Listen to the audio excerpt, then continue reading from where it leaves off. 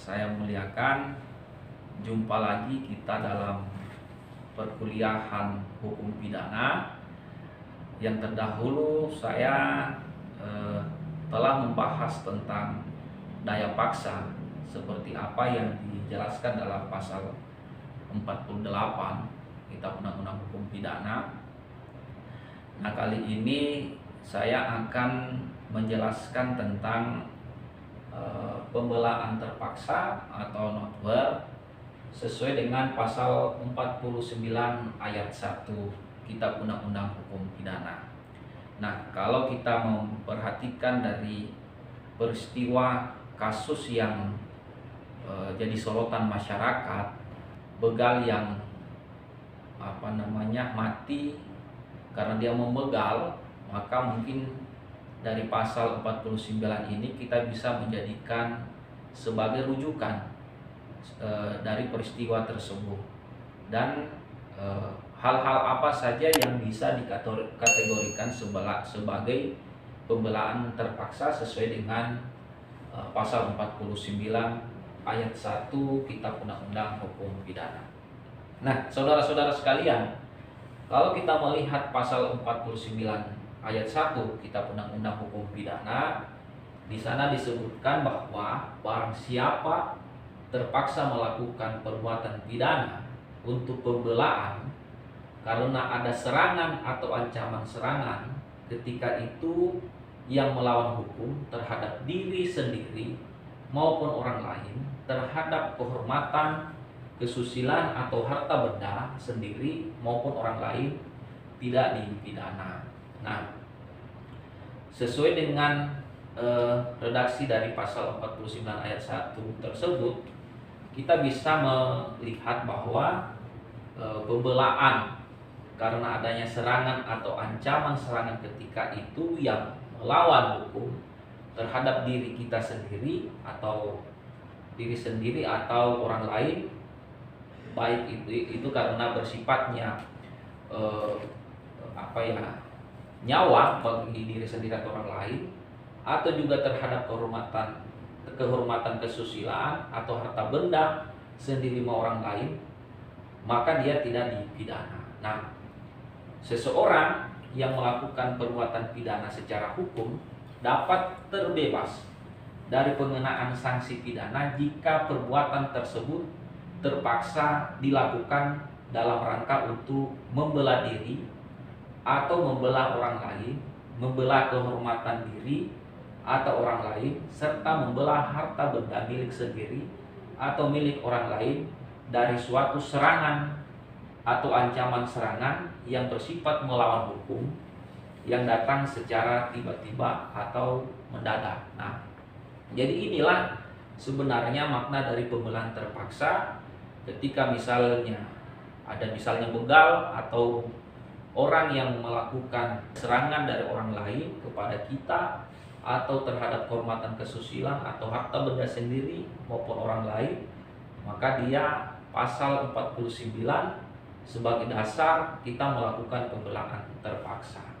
Nah, saudara-saudara, maka perbuatan pidana yang dilakukan dalam rangka pembelaan terpaksa atau notware yang dapat membebaskan pelakunya dari ancaman hukum adalah jika memenuhi beberapa syarat sebagai berikut. Nah, inilah yang perlu kita perhatikan sehingga pembelaan terpaksa sesuai dengan pasal 49 ayat 1 tersebut bisa terpenuhi sesuai dengan unsur dari pasal tersebut. Apa-apa saja syarat terpenuhinya pembelaan terpaksa notware sesuai dengan pasal 49 ayat 1. Nah, yang pertama, jika pembelaan itu terpaksa dilakukan karena benar-benar ada serangan atau ancaman serangan. Nah, kalau kita memperhatikan, maka kita bisa melihat kronologis apakah pembelaan itu terpaksa dilakukan karena benar-benar ada serangan atau ancaman serangan.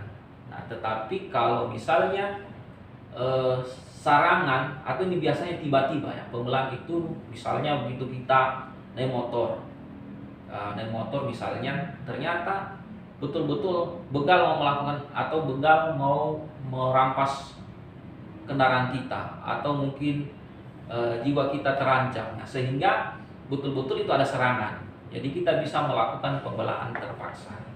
Yang kedua, serangan atau ancaman serangan itu harus bersifat melawan hukum.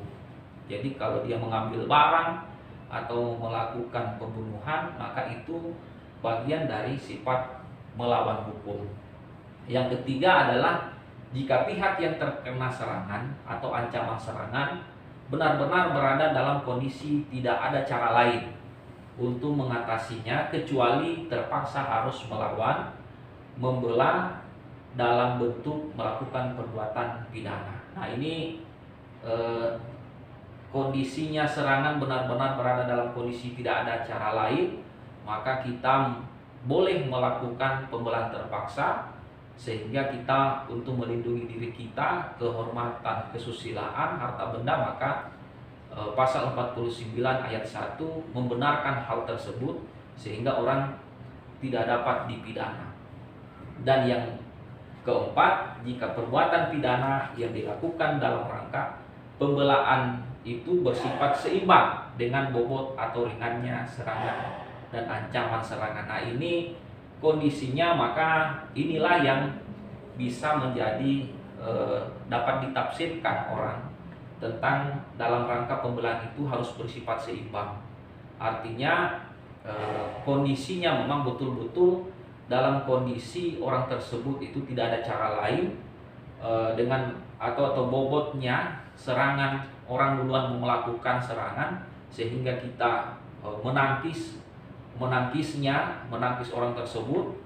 Dan yang penting dalam kondisi kita memang mengamankan jiwa kita. Tetapi kalau misalnya kita sudah melakukan yang namanya membawa senjata dan sebagainya, berarti itu bisa dikatakan bersifat tidak seimbang. Tapi sifat seimbang itu bisa kita lihat di dalam kondisi di lapangan seperti apa kondisinya tersebut. Nah, sehingga inilah yang jadi viral, kondisi yang jadi viral tersebut, sifat keseimbangan bobot yang dilakukan oleh saudara Akmal Sinta dengan kondisi matinya dua orang pembegal tersebut, seperti apa kondisi seimbangnya tersebut. Nah, seperti itu. Nah, sehingga ketika misalnya 4 unsur dari kondisi ini, maka pasal 49 dapat diberlakukan.